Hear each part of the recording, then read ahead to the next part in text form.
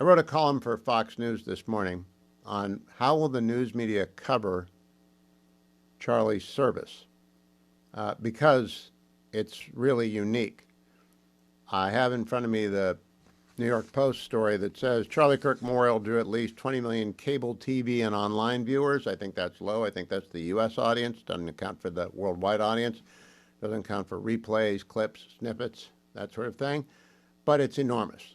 Now, it's true that Bishop Fulton Sheen used to draw an audience of 30 million in the 50 when he did the Champagne Bishop did his hour, but he was never as explicitly evangelical as the event was. And by evangelical, I do not mean Christian nationalist. I do not mean Roman Catholic. I just mean a basic mere Christian witness.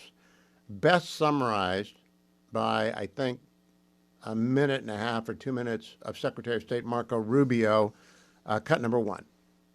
One of the things he wants us to take away from this, from all of this, is the following.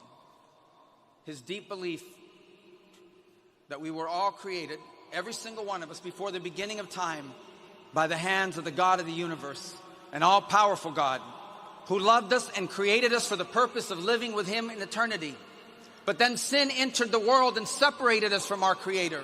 And so God took on the form of a man and came down and lived among us. And he suffered like men. And he died like a man. But on the third day, he rose unlike any mortal man.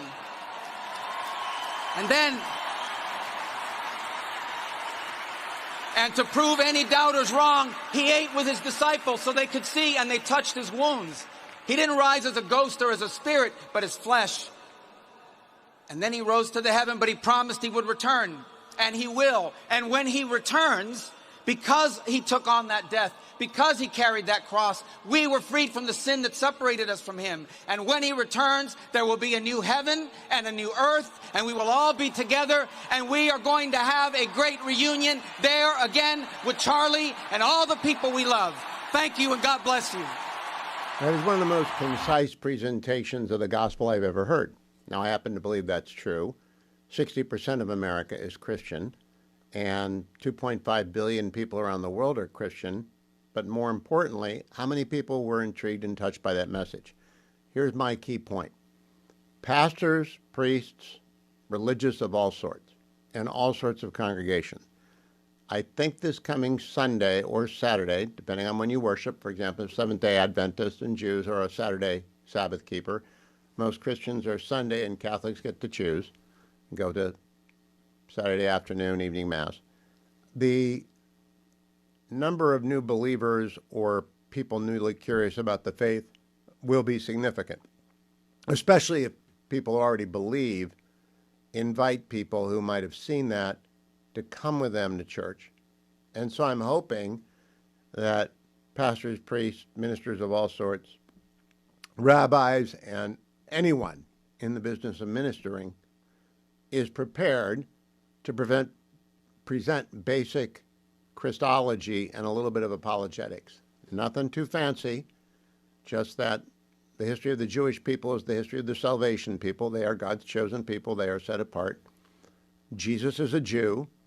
All of his apostles were Jewish, and they went into the world after Jesus' crucifixion. And there's no doubt that it's objectively true that he lived, and I believe the evidence is overwhelming that it's objectively true that he was crucified, buried, 3 days later rose again from the dead and ascended into heaven. I believe in the Apostles' Creed. And I think the essence of that service was in Isaiah chapter 55, verse 11. That is part of the original Jewish scriptures, referred to by Christians as the Old Testament, but it's the Testament Jewish scriptures. So shall my word be that goes forth from my mouth. It shall not return to me void, but it shall accomplish what I please, and it shall prosper in the thing for which I sent it. Now, I have no idea who heard what, when. Did they feel Erica Kirk's amazing act of forgiveness towards her husband's killer? Did they hear President Trump say Charlie was principally an evangelist and that there's no underestimating what a person with a good heart? Did they hear J.D. Vance, the Vice President of the United States, say he'd spoken more about Jesus Christ in the last 2 weeks than he had in his entire life? because like most Christians in the public square, including me, we don't talk much about our faith, though I'm very openly Christian. And I'm a funny kind of Christian. I'm an evangelical Roman Catholic Presbyterian. One river, two banks. I'm comfortable. I'm bilingual. I speak Catholic. I'm a member in good standing. I can receive, and I do receive communion every week. I go to confession when I miss Mass so that I can receive communion again. And I'm a ordained elder in the Presbyterian Church, so I'm bilingual. But there aren't a lot of people in America who actually, in the news business, who understand what that was. My friends at the Wall Street Journal, great newspaper, their headline today is Marco Rubio's Charlie Kirk message. The Secretary of State hits political notes the young need to hear. No. The Secretary of State, the Vice President, Erica Kirk, all hit messages of salvation history, of the objective truth of the gospel. And come Sunday, this Sunday and the next Sunday and Saturday, if you're Saturday Sabbath keepers, be prepared for people who saw that, because it began about 2 o'clock East Coast time, 11 o'clock in the West. And a lot of people didn't go to church or caught up with it in the afternoon or watched between NFL games or whatever. They got some of it, and a whole bunch of people were mightily impressed. Just as a matter of production, TPUSA knows how to do that, and they did it extremely well. Every Christian band in America volunteered. The praise was wonderful. Almost all of the messaging was Christology and basic salvation history and Charlie's main message of being a Christian. And it cannot help but have exposed tens or even hundreds of millions of people to a glimpse of the gospel that they haven't seen in decades, because the public square has been naked of religious belief, especially Erica Kirk, especially that young man, I forgive him, which is the essence of the Christian gospel, love your enemies. And I think it will have a massive impact, but it's hard to tell. The Christian worldview is a long one, right? We don't work in news cycles.